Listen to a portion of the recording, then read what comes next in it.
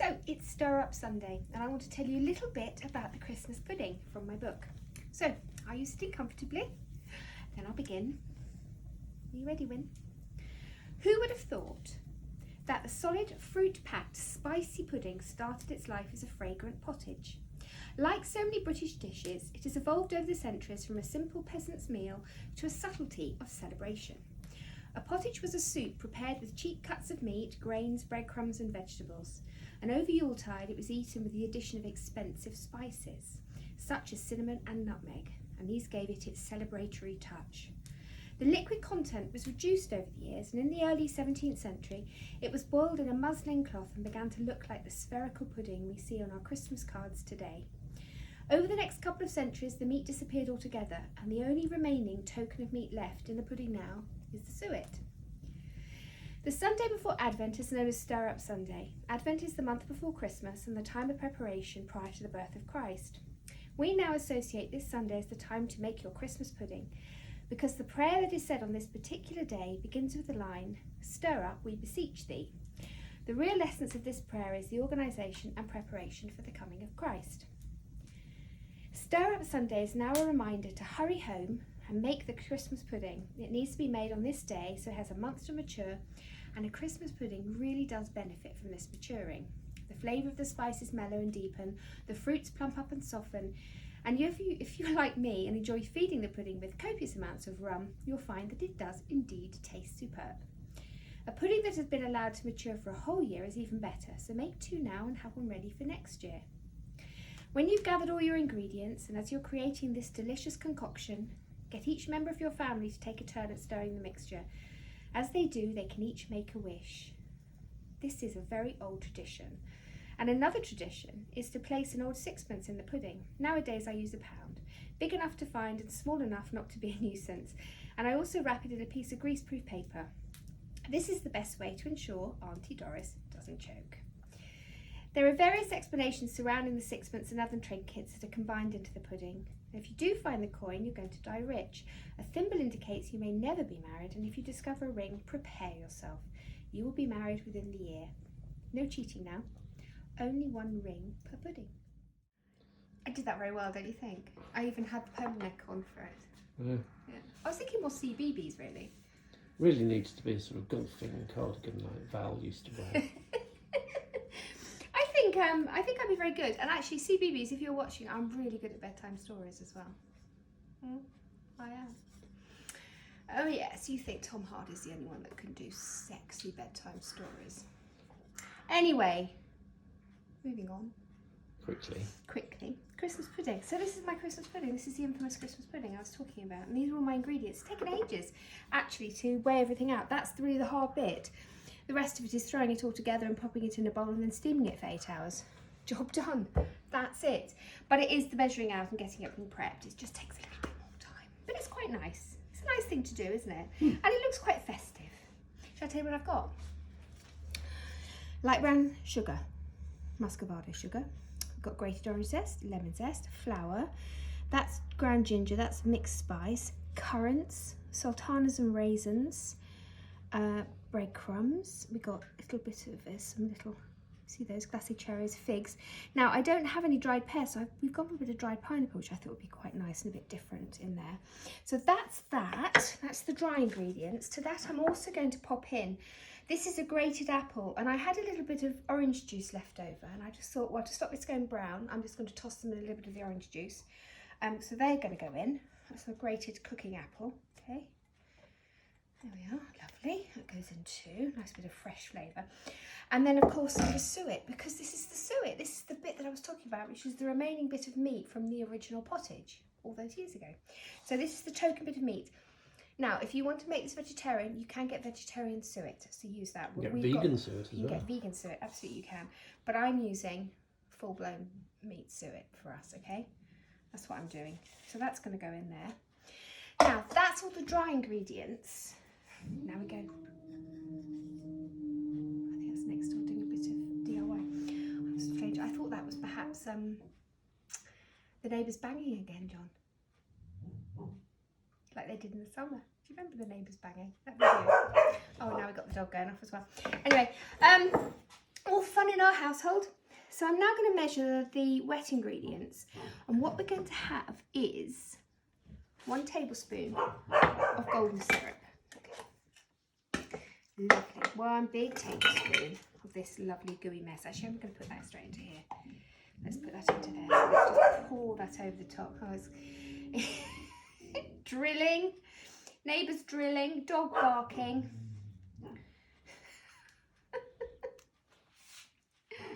Oh dear. Right. Can I lick that? Yeah, that's fine. Love golden syrup. Right, tablespoon of that going in. So actually there's not a lot of sugar in this, sort of apart from the fruit. The fruit obviously has all the sugar in, but we don't add much extra sugar. There's only about 75 grams of light brown muscovado and a tablespoon of golden syrup there. Right, the rest of the ingredients. So I'll have to look down here. I've got 2 large eggs going in, and I've got 4 tablespoons of dark rum. I'm going to go a bit more than that. Where's my tablespoon? Oh, I've just put my tablespoon thing in the corner. Oh, dear. Okay, right. 4 tablespoons of rum. Lovely. 1, 2, 3, 4. And 1 for Lottie. Lovely. Make sure. Now, what I like about my Christmas pudding is I add a lot of booze to it. I want this Christmas pudding to be so drunk on Christmas Day that it stands up and starts telling dirty jokes because he thinks it's very funny. That's how much booze I put into mine.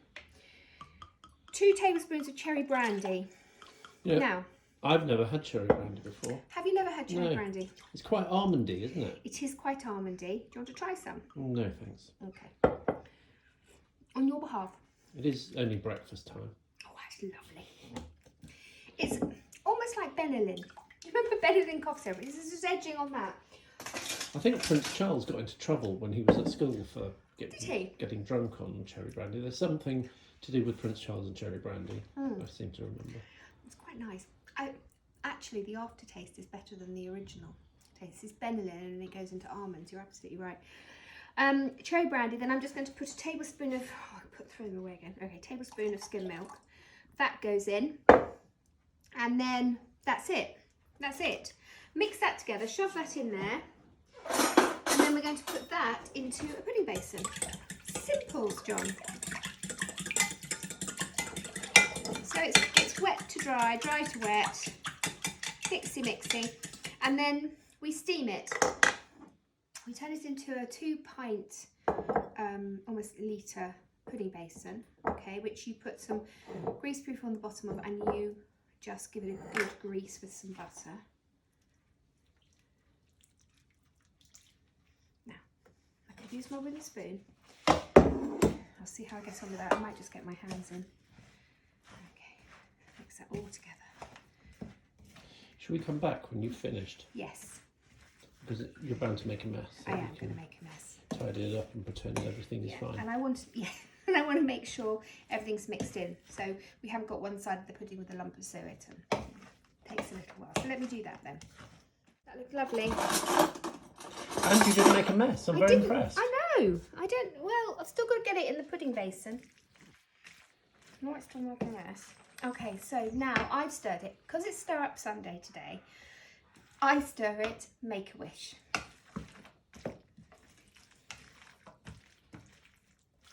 Okay, and you've got to stir it and make a wish.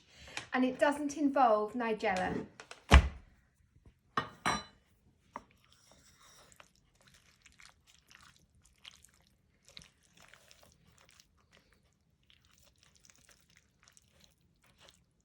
A long wish. It's a very long wish, John. Is it because it's Monday nights at 8:30 p.m?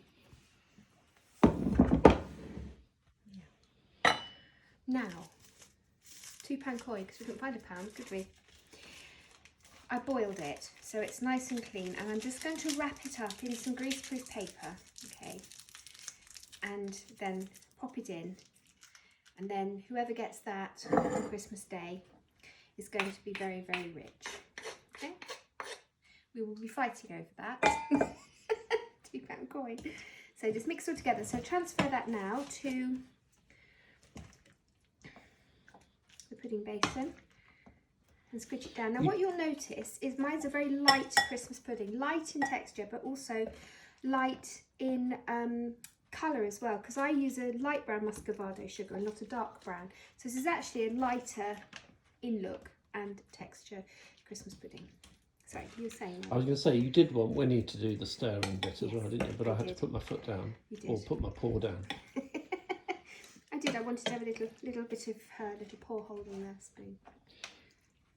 She's a dog. I know, she's a member of the family. She's a very important member of the family.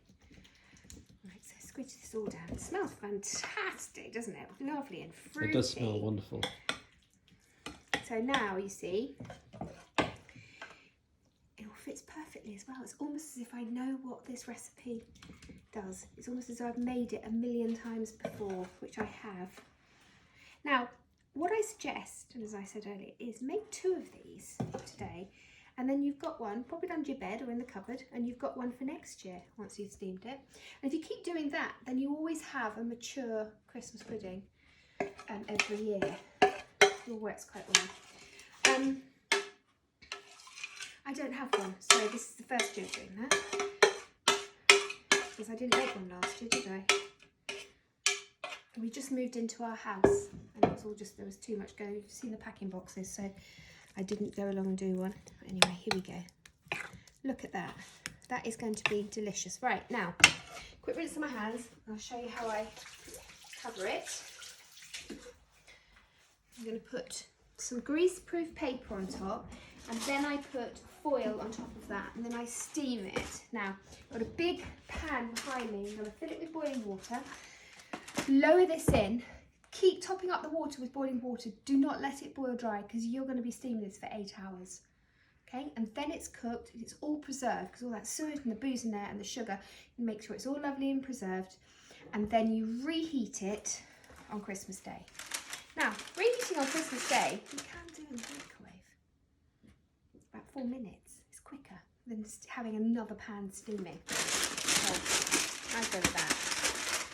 Now, if you are lucky enough to have an Arga, you can steam it, bring it up to the boil in a pan, lid on, and then pop it into the simmering oven overnight, and then you don't have to worry about it. You don't have to worry about topping it up. It's all done. So I used to do it on my Arga when I had one, but I don't have one anymore. Now I'm going to make just a pleat in my greaseproof to allow for expansion. Okay, I'm going to do the same with my foil as well, like that. So, that goes on there, that goes on there, and then this goes on top. And I just crunch it around like that. Now some people don't do foil, they just do greaseproof paper, then they tie the string, then they make a handle. I don't do that. This thing's in for 8 hours. So when it's finished its steaming, just let it cool and lift it out with a pair of oven gloves. Beautiful. And if you can, use a nice big pan as well so you can get your hands in. And that's pretty much it. Actually, I'll tell you what I might do. Because this is just not clenching as much, I might just put some string around that. But I don't think I'll bother with a handle. Actually, we haven't got any string, have we? Did we buy some? No, I'm just going to do it like that. I haven't got any string. I've got crochet wool, but I don't think that would hold up. Anyway, that's it. You don't need to see it again because it's just going to be steamed and then shoved in the cupboard, waiting for Christmas Day.